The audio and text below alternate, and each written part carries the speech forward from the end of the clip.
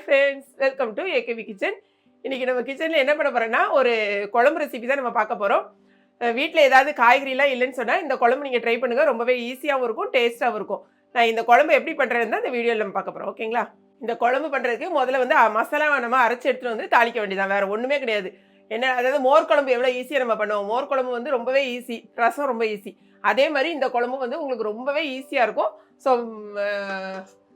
Mixie jar எடுத்துக்கோங்க. என்னென்ன நம்ம போட போகிறோங்கிறத பார்க்கலாம். இதுக்கு நான் வந்து ஒரு 3 துண்டு தேங்காய் எடுத்து துருவி வச்சுருக்கேன். நீங்கள் வந்து கொஞ்சம் நிறையா வேணும்னு சொன்னால் ஒரு அரை முறி தேங்காய் எடுத்து நீங்கள் துருவி வச்சுக்கோங்க. நாங்கள் இப்போ 4 பேர் சாப்பிட்ற மாதிரி தான் நான் அளவு சொல்ல போகிறேன். இந்த மாதிரி 3 துண்டு தேங்காய் எடுத்து துருவி வச்சுருக்கேன். ஒரு சின்ன துண்டு இருந்துச்சு, அதையும் கட் பண்ணி போட்டிருக்கேன். சரியா? கூடவே ஒரு அரை ஸ்பூன் மிளகு, அரை ஸ்பூன் ஜீரகம் ஆட் பண்ணிக்கோங்க. 2 குட்டி ஸ்பூனுக்கு 2 ஸ்பூன் வரமல்லி. இதெல்லாம் வறுக்க வேண்டாம், அப்படியே நம்ம போட்டுக்கலாம். காரத்துக்கு பார்த்தீங்கன்னா நான் வந்து ஒரு 8 காஞ்ச மிளகா எடுத்திருக்கேன். ஆனால் நிறைய பேர் வந்து காரம் வந்து எப்போவுமே நீங்கள் எல்லோரும் நிறைய பேர் கம்மியாக சாப்பிட்றீங்க. நாங்கள் எங்கள் வீட்டில் எப்போவுமே நிறையவே சாப்பிட்டு பழகிட்டோம். கொஞ்சம் காரம் கம்மின்னு வச்சுக்கோங்களேன். பிள்ளைங்க மம்மி காரம் இல்லை இதே தான் எங்கள் வீட்லேயே இருக்கும். ஸோ நான் எப்போவுமே காரம் கொஞ்சம் ஜாஸ்தி எடுப்பேன். ஒரு 8 காஞ்ச மிளகா எடுத்திருக்கேன். நீங்கள் வந்து கண்டிப்பாக காஞ்ச மிளகா வந்து கொஞ்சம் உங்கள் காரத்துக்கு தகுந்த மாதிரி எடுத்துக்கோங்க. பார்த்தீங்கன்னா ஒரு சாம்பார் வெங்காயம், இந்த மாதிரி சாம்பார் வெங்காயம் 10லேருந்து 15 கட் பண்ணி உரிச்சு போட்டுக்கோங்க. அதே மாதிரி பூண்டு ஒரு 10 பல் பூண்டு, சின்ன பூண்டுங்கிறதுனால ஒரு 10 பல் எடுத்துருக்கேன், அதையும் நீங்கள் போட்டுக்கோங்க. எல்லாமே பச்சையாக தான் நம்ம போடுறோம். கொஞ்சமாக கருவேப்பிலை. கடைசியாக நம்ம வந்து புளியை ஊற வச்சு நீங்கள் ஊற்றிக்கிட்டாலும் சரி. ஆனால் வந்து இன்றைக்கி பாருங்கள், ஒரு குட்டி நெல்லிக்காய் சைஸ் புளியை எடுத்து நான் இது கூடயே சேர்த்து நான் அரைச்சிக்கிறேன். சரியா?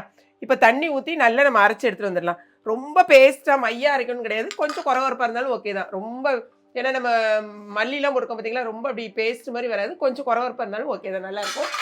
அரைச்சி எடுத்துகிட்டு வந்துடலாம். இந்த மாதிரி நம்ம தண்ணி ஊற்றி நல்லா இந்த மாதிரி அரைச்சி எடுத்துகிட்டு வந்துடுங்க. இப்போ அவ்வளோதான், நம்ம குழம்பு வந்து நம்ம தாளித்து விட வேண்டியதான்.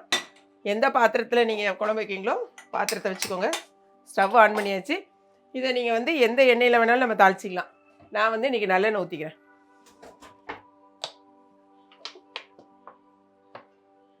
ஒரு 2 ஸ்பூன் நல்லெண்ணெய் ஊற்றிக்கோங்க.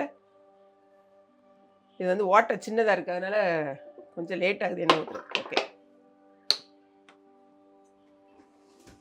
எண்ணெய் ஊற்றியாச்சு. எண்ணெய் சூடானோன்னா கடுகு போட்டுக்கலாம்.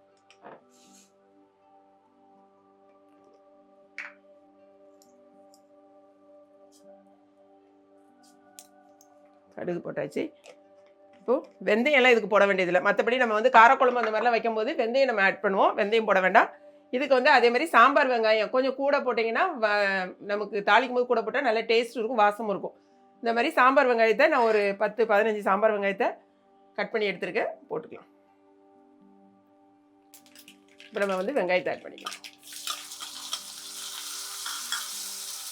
வெங்காயத்தை போட்டுட்டு ரொம்ப கருக வரணும்னா கிடையாது. நம்ம உடனே வந்து 2 காஞ்ச மிளகாவை கட் பண்ணி வச்சுருக்கேன், இது கூடவே காஞ்ச மிளகாவை போட்டுக்கோங்க.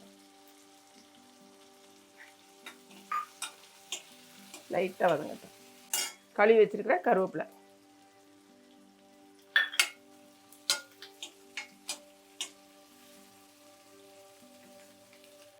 இது வந்து வெங்காயம் ரொம்ப வதங்கி கருகுனப்புறம் தான் போடணும்னு கிடையாது. பாருங்கள், இந்த இன்னும் 2 செகண்டில் நம்ம போடலாம், ஊற்றிடலாம். பாருங்க, இந்த அளவுக்கு நல்லா தண்ணியாகவே அரைச்சி எடுத்துக்கோங்க. காஞ்சி மிளகா கொஞ்சம் இதாகட்டும். இப்போ நம்ம அரைச்சி வச்சுருக்க மசாலாவை உள்ள சேர்த்துக்கோங்க. பாருங்கள், குழம்புல ஏதாவது ஒரு கொஞ்சம் கூட உங்களுக்கு டைமே எடுக்காது. போட்டுட்டு மிக்சியை நல்லா கழுவி அந்த தண்ணியை நம்ம ஊற்றிக்கலாம்.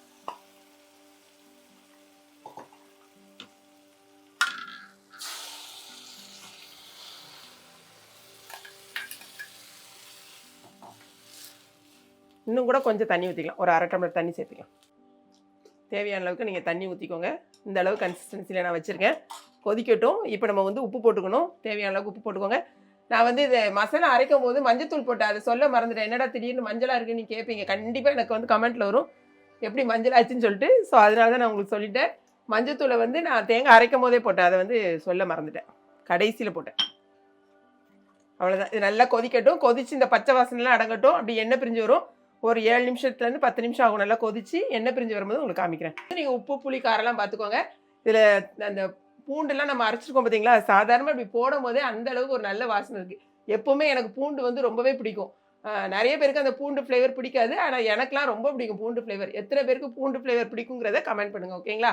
சரி, அதுக்கப்புறம் பார்க்கலாம். இப்போ கரெக்டாக ஒரு 10 நிமிஷம் ஆயிருக்கு. நான் கொஞ்சம் நேரத்தில் வந்து நான் நல்ல ஒரு சிம்மில் போட்டேன். பாருங்கள் எப்படி எண்ணெய் இந்த மாதிரி பிரிஞ்சு வந்துடணும். பிரிஞ்சு வந்தோடனே வாசனை அந்த அளவுக்கு அட்டகாசமாக இருக்குது. கடைசியாக கொஞ்சமாக கழுவி வச்ச கொத்தமல்லி இலையை இப்படி கட் பண்ணி உள்ளே போட்டுக்கோங்க. இப்போ நம்ம ஸ்டவ்வை ஆஃப் பண்ண போகிறோம், அவ்வளோதான். இதுக்குள்ளேயே நான் வந்து பார்த்திங்கன்னா அப்பளம்லாம் பொரிச்சாச்சு. இந்த பக்கத்தில் சாப்பிட்றதுக்கு ரெடியாக அப்பளம் பொரிச்சாச்சு. இன்றைக்கி நம்ம வீட்டில் இந்த குழம்பு தான், அவ்வளோதான். அப்படியே வாசனை அட்டகாசமாக இருக்குது. சாப்பிட்றலாமா? நம்ம வீட்டில் என்னென்னலாம் பார்க்கலாமா? எப்போவுமே எங்கள் வீட்டில் வந்து முட்டை வந்து ஒன்று அவிச்சிருப்போம், இல்லைனா ஆம்லேட் போட்டிருப்போம், இல்லைனா பொடி மாஸ் பண்ணியிருப்போம். பிள்ளைங்களுக்கு டெய்லி ரெகுலராகவே நம்ம வந்து எக்கு கொடுத்துருவோம். ஸோ இன்றைக்கி நம்ம வீட்டில் வந்து முட்டை வந்து அவிச்சிருக்கோம். வெண்டைக்காய் வந்து பொரியல் பண்ணியிருக்கேன் தேங்காய் போட்டு. அதே மாதிரி உருளைக்கிழங்கு பொடி மாஸ் பண்ணி வச்சுருக்கேன். அப்பளம், இப்போ அப்பளமும் வறுத்து வச்சாச்சு, ஓகேங்களா? நாங்கள் எங்கள் ஊரில் அப்பளம் பொரிக்கணுமோ, இங்கே வந்து பழகிட்டேன் அப்பளம் வறுக்கணும்னு சொல்லிட்டு. ஸோ குழம்பு வந்து நான் எப்பவுமே குழம்பு ரொம்ப ஊற்றி சாப்பிட மாட்டேன், கொஞ்சமாக ஊற்றிக்கலாம். குழம்பு ஊற்றியாச்சா? நீங்கள் இதுக்கு வந்து இத்தனை டிஷ்லாம் வைக்கணும்னு கிடையாது, வெறும் அப்பளம் இருந்தாலே உங்களுக்கு செம்மையாக இருக்கும். காய்கறிலாம் இல்லாத டைமில் டக்குன்னு ஒரு குழம்பு வைக்கணுமா? எனக்கு வந்து அப்பளம் ரொம்ப பிடிக்கும். எந்த ஒரு குழம்புனாலும் சரி, ஒரு தயிர் சாதம் கொடுத்தீங்கனாலும் எனக்கு அப்பளம் இருந்தால் போதும்.